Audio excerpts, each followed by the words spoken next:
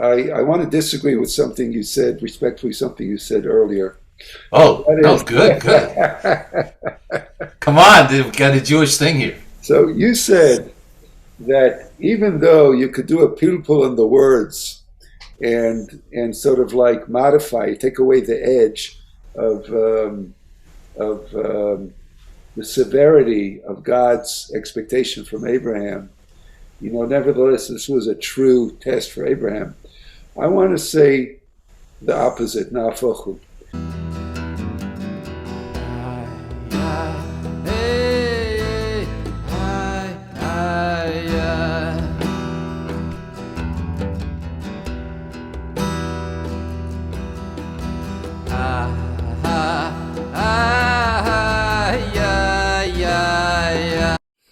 All right.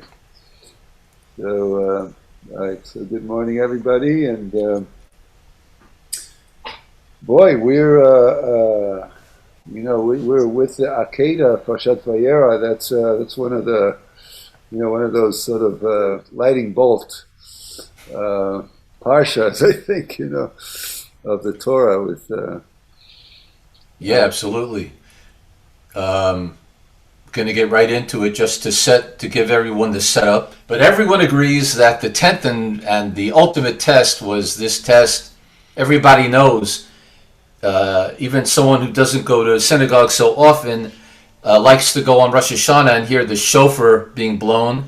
This is the symbol which stands us in good stead. The ram's horn, which is from this story, as we'll see, which we use to show God, of all the things over the millennium that the Jewish people could point out to God on our good list.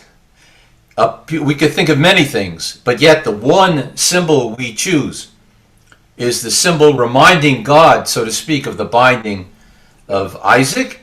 And we say every day in the davening, before the verses of praise, we say, may God remember the binding of Isaac, and may it arouse God's mercy. In the Slichos, we say, may the God who answered Abraham at the mountain by the binding, may he remember us, and so forth and so on. It is probably the central event in Jewish history in a certain aspect. Let's just very briefly summarize these verses. It's about 19 or 20 verses here at the end of the Torah portion.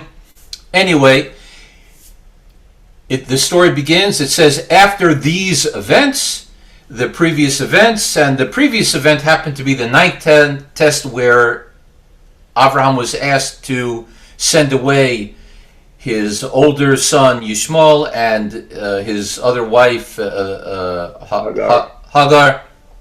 Now comes the 10th test. Without going into all the midrashim, let's just say what happens, yeah, exactly. According to the verses. God says to Abraham, take this particular son, Isaac, who was promised to be the one who was going to carry on the monotheistic Jewish traditions, and take him to a particular place where I'm going to lead you, and there to bring him as a offering.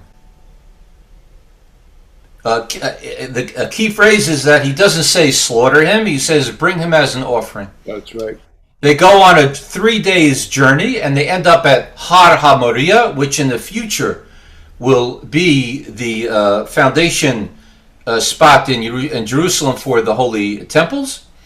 And he leaves his servant and his older son Yishmael behind, and he goes up the mountain with his son Isaac, Yitzchak, who again was an adult. And he goes up, and his son at this point says, I see we're going to offer a animal sacrifice. Where's the animal? Anyway, he's starting to catch on.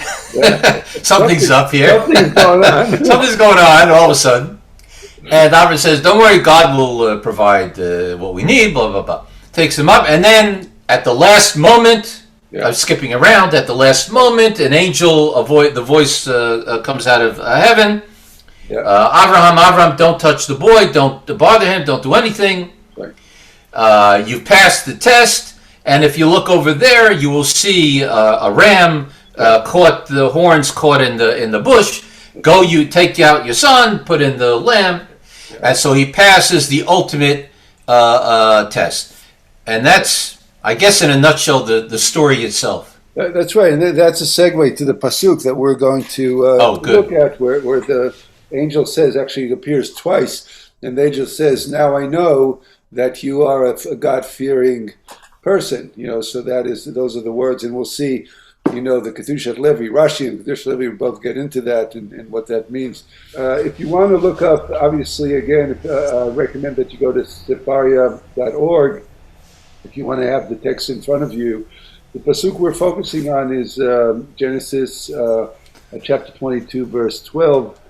I'll read in a moment, and we'll focus on the Rashi on it, and then Kedushat Levi is a great Hasidic Rebbe who's has great commentary. And if you're going into sefaria.org and you're going to go to Hasidut, find Kedushat Levi, so the commentary number is 35. So the pasuk is, the verse is, Vayomer al tishlach yadcha el hana'ar ve'al ta'as lo me'uma ki ata yadati ki yareh Elohim ata ve'lo chasachta et bincha et yechidcha mimeni. And translation is, and he said, this is the angel speaking to Abraham, do not raise your hand against the boy. And this is the dramatic moment when he's about to slaughter his son, and the angel says, stop. So he says, do not raise your hand against the boy, or do anything to him. For now I know that you fear God, since you have not withheld your son, your favored one, from me. That's a pasuk, right? So I just want to say, and let me stop sharing. I just want to say that, what a dramatic moment. It's like, he had to wait till his hand was up in the air. Right. So I don't know if there's any better sort of director than Hashem. It's like, dramatic narrative. Yeah, not beats Shakespeare, it beats Hitchcock, beats them all. Right. What a test to, as he said, it's a 10th test, and what a test to show, for Abraham to prove, and to God to prove to the world, and Abraham to prove to the world that he's a God-fearing, he has this relationship with God where he would do anything. Talk about devotion, right? This is, right. Talk about devotion. There's the ultimate, right, in devotion. Right, but that's the point, right? It's maddening, really. I want to tell you, I had a bar mitzvah kid once that had this parsha, right, and he was going to write his drash on this, and we talked about it. I talked about it with the kid, and I always ask the kids, "What is that to you? How do you?" And the kid relate to that. Yeah. You know what the kid said to me? He said, "I can't imagine if my father would do that to me." He says, it scares me. The kid said, would my father do that to me? It's like, it was sort of like, and it's that kind of, that's the power of this, right, of this moment.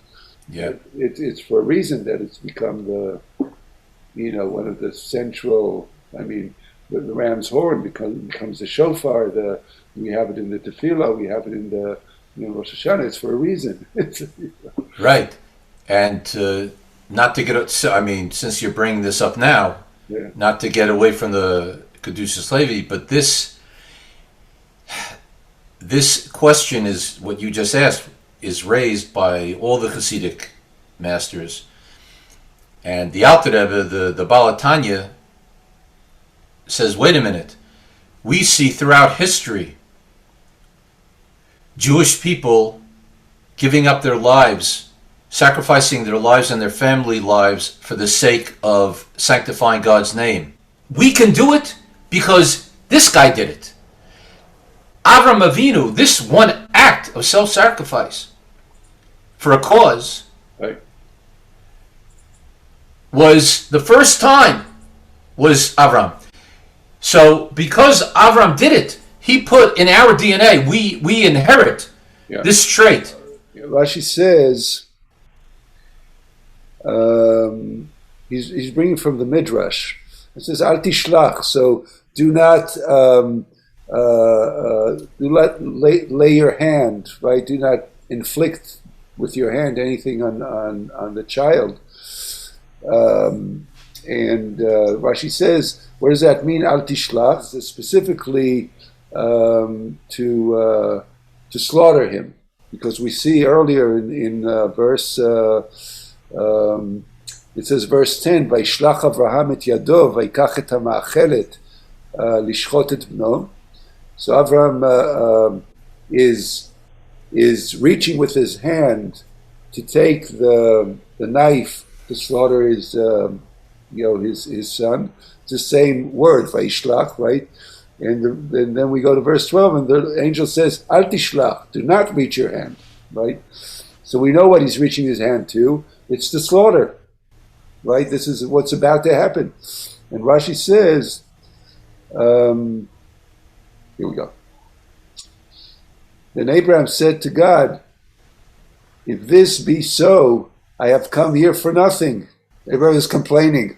It's also like, when with Jonah, Jonah's complaining. You send me here, and then nothing happens, right? Abraham says, what, I came here for nothing after all that? So let me at least inflict a wound on him and draw some blood from him. Let me at least, symbolically, something do, that Abraham wants to carry it out. And God replies, neither do you anything, me'uma, to him. And he explains the word me'uma comes from the root of the word mum, a blemish, an infliction, right? Like a blemish to his body. And he says, don't do me'uma, meaning mum. Don't touch him. Right. So all of a sudden, God says, take your child up the mountain, and then he says, don't kill him, right? So God becomes a protector. First, God looks, to a lot of us, God looks as a villain. You're crazy. How can you ask Avraham to do such a thing? And at the end, God becomes a protector, right? So Rashi goes on and says, Ki ata yadati. Now I know, you passed the test, right? And now it's clear, you've proven. Abraham said to God, I will lay my complaint before you. Yesterday, on an earlier occasion, you told me, in Isaac shall seed be called to you. And then again you said, take now your son. So Abraham says, what's this contradiction? You said that Isaac is going to be the one that from which I have seed, and now you tell me go sacrifice Abraham. How does that make sense? And now that I'm willing to sacrifice Abraham, you tell me don't touch him. So Abraham is like, you're making me Meshuggah, you're confusing me. So my covenant will. So God says back to Abraham, and this is based on the Psalms, according to Rashi, obviously, my covenant will I not profane, nor alter that which has gone out of my lips. I said to you, what I said to you stands. When I told you, take your son, I was not altering that which went out of my lips, namely, my promise that you would have descendants through Isaac. How so? I did not tell you slay him, lishchotato, it says shachat, right, the name slay, but bring him up the mountain, right, aleu le'olah, which means it's a kind of a sacrifice, but it really means to offer up, to take up, right? So it's an interesting play on the literal meaning of the word. The question that comes up here is how does, now that Rashi looks into the language, in such a precise kind of, laser precision, it gives us a whole new take on this. God didn't tell him specifically to lishchot et anav. And by the way, Rashi says that in another place where when when Isaac says to Abraham when they're walking up the mountain, and Abraham says, "I see the fire and I see the wood." He doesn't see, and I see the knife. But a few psukim before, it says that Abraham took the knife, took the wood, and took the fire. So how come Isaac doesn't see the knife? Mm. So you see that this is Right. It's interesting because this, these Rashis based on Chazal are all trying to minimize the villainy, as you put it, of the potential villainy of what God has been doing here by offering up linguistic twists and turns to show that God never meant it to be like that. He was just this, and he never changed his mind. You have it wrong. You just didn't understand you misinterpreted. You misunderstood. But in a sense, looking at it from 2021 eyes, yeah. A person would say, "Look, what God intended, what He said." The bottom line is that Avraham Avinu took it as on face value, and so the emotional damage, the emotional trauma. Mm-hmm. In other words, you can say all day he didn't mean it. It was only a test. Okay, we see it was only a test, but Avraham didn't know that. Yeah.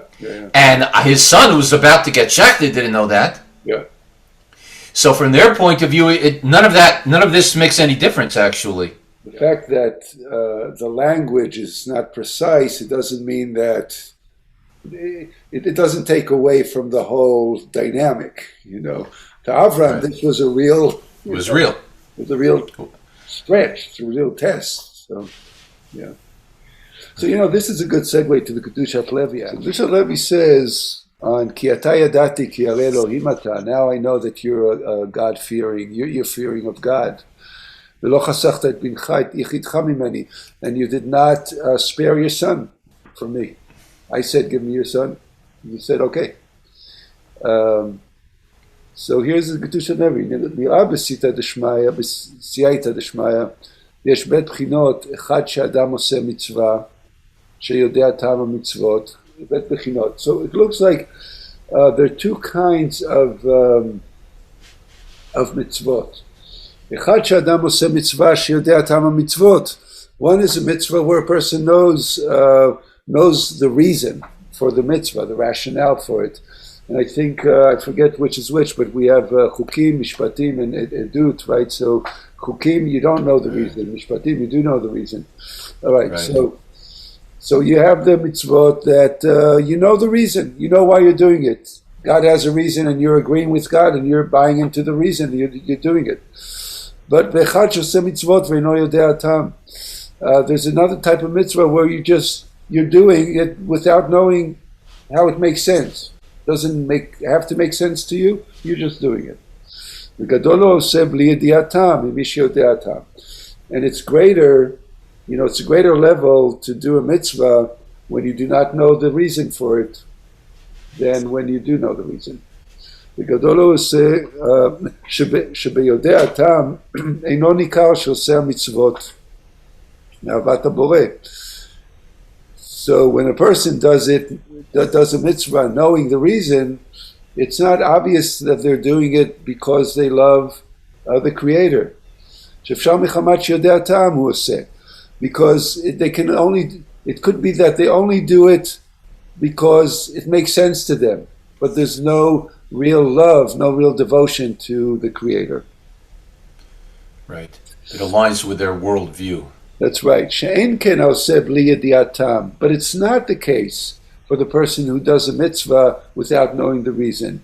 Then it's clear that they do it from love of God. והנה קודם שאמר לו המלאך, אל תשלח ידך אל הנער. So before then, people would have thought that this is going to happen, that Abraham is actually going to slaughter his son. לא היה ניכר כל כך גודל הניסיון של אברהם. And the test to Abraham was not so obvious. והעקדה שאין יכולים לומר שידע טעם. because you could say that God knew, that Abraham knew the reason for this request. שבשביל זה מהראוי שיעלה יצחק לקורבן ועשה אברהם אבינו עליו השלום מחמת הטעם. You could have thought that Abraham was agreeing with God, that Abraham knew that God had some reason, and Abraham accepted that reason, and Abraham was, was fulfilling, was aligned with God's reasoning. מה שאין כן אחר שהודיע המלאך, אל תשלח ידך אל הנער. But once the malach said, do not slaughter the boy, now you cannot suspect that Abraham was doing this because he knew the reason. שיצחק לא יעלה לקורבן אם כן למפרע. היה הוכחה שרצון אברהם אבינו עליו השלום להעלות יצחק בנו על גבי המזבח מאהבת השם. So why? Because if God had the reason, and maybe I'll be misakem, I'll paraphrase this a little bit. If God had a reason, so obviously God would have not changed God's mind, right? If there's a reason and Abraham is doing the reason, so you follow through with it. It has to be done, right? So it doesn't stand to reason that Hashem would have changed, the whole incident midway. ואם היה טעם שיעלה לקורבן, מדוע ציווה המלאך שלא יעלהו לקורבן? That's the way I just said. הלא יש טעם שצריך שיעלהו לקורבן, ומכיוון דאין טעם, ידוע כל דכוונת אברהם אבינו עליו השלום, דלא היה בשביל טעם.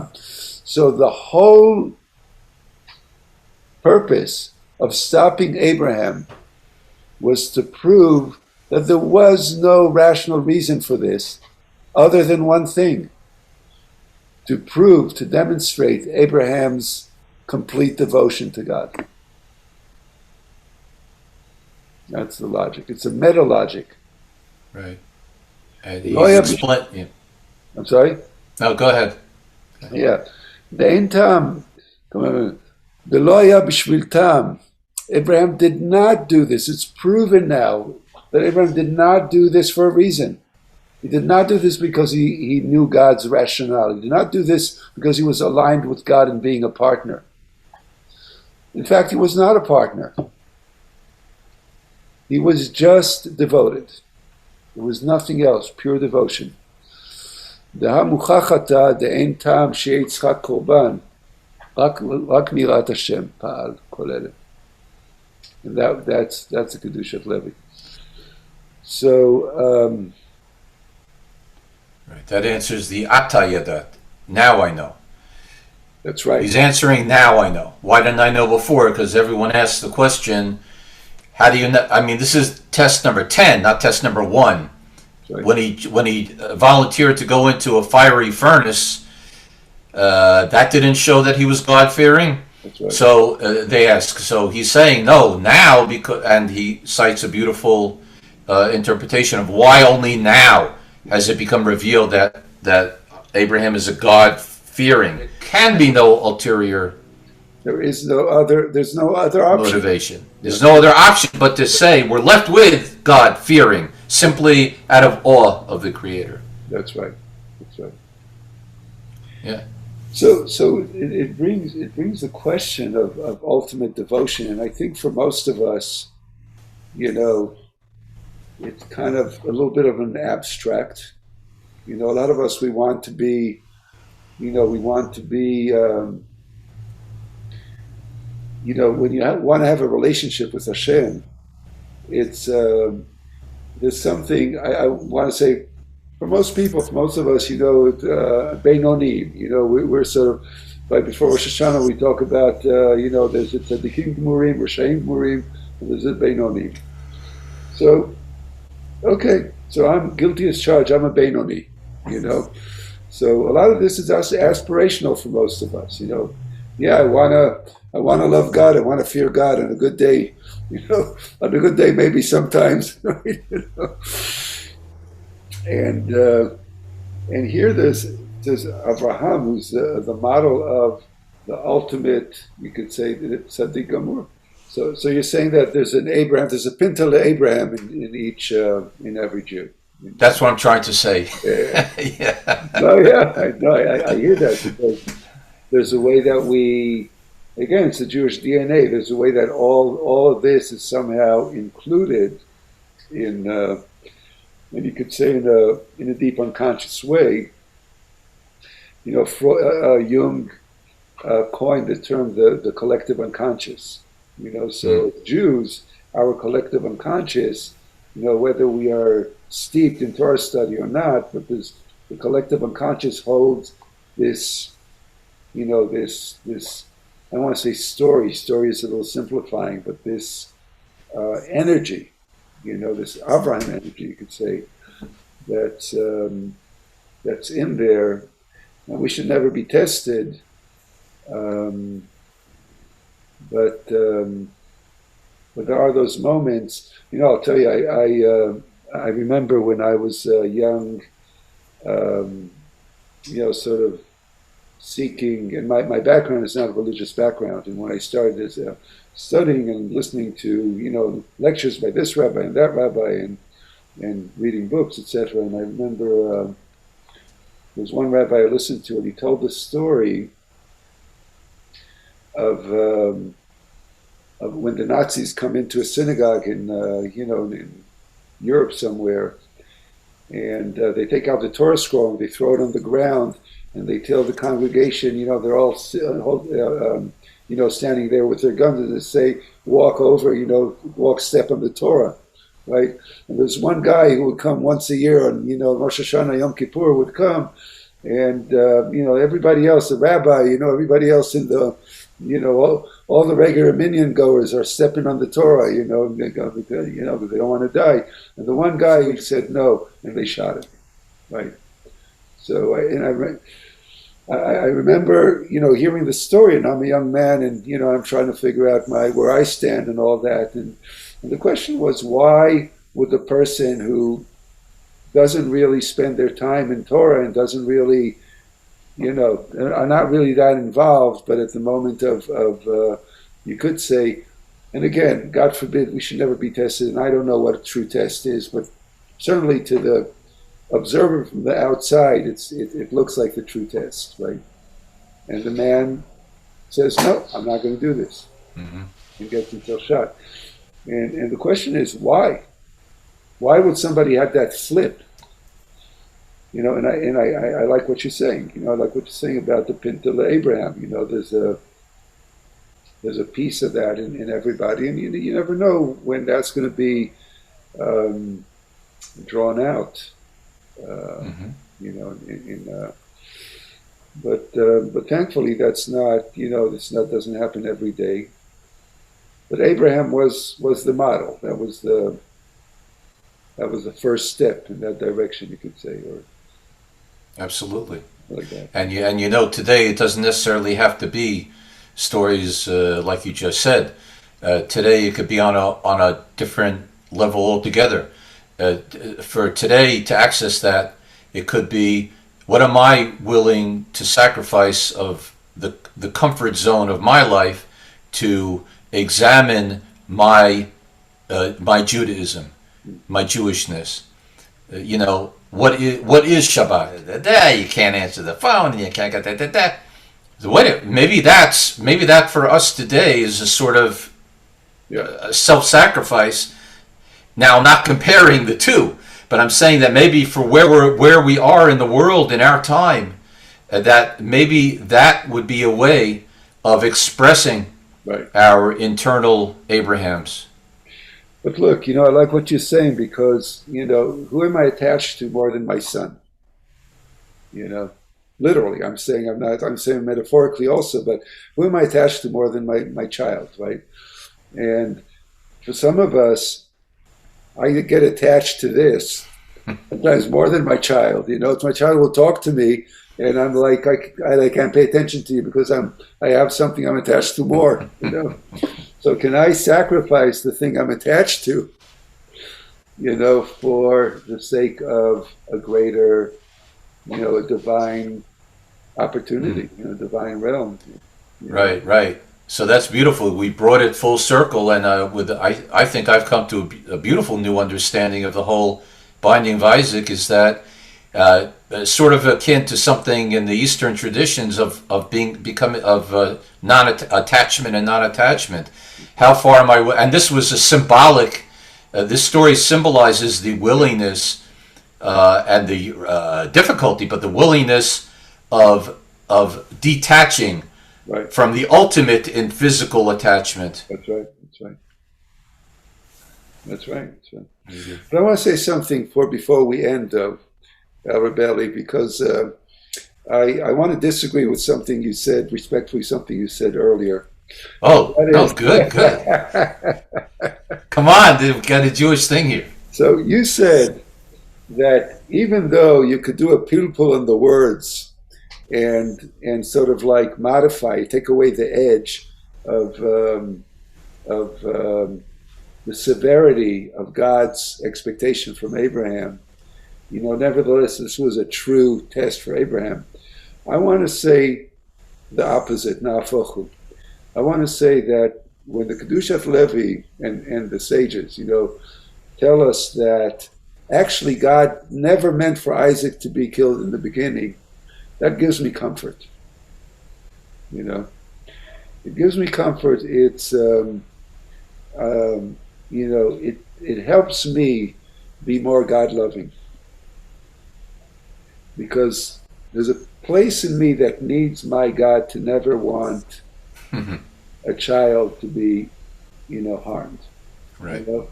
So if there's any way that this story can be, God never wanted it to begin with.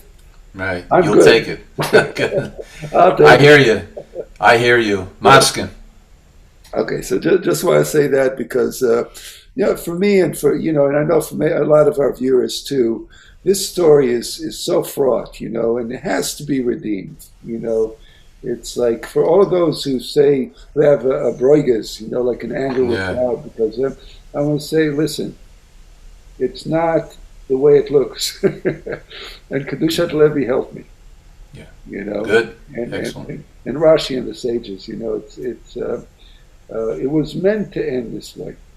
And in fact, there's those who say that this was the end of child sacrifice, because we know that there's the Molech. Right. Before we read that there were the peoples in that time who actually sacrificed their children to their god, to an idol, not to to the real God. And some say Abraham was modeling the end of the era of child sacrifice, and on that I sign. Interesting. Good. So, all right. On that happy note, everybody, thank you for joining us in this lesson. We look forward to seeing you again, God willing, next Wednesday morning at 9 o'clock. If you were touched and inspired as I am right now, please like and subscribe. And leave comments below. The conversation can always continue. Until next time, shalom for now.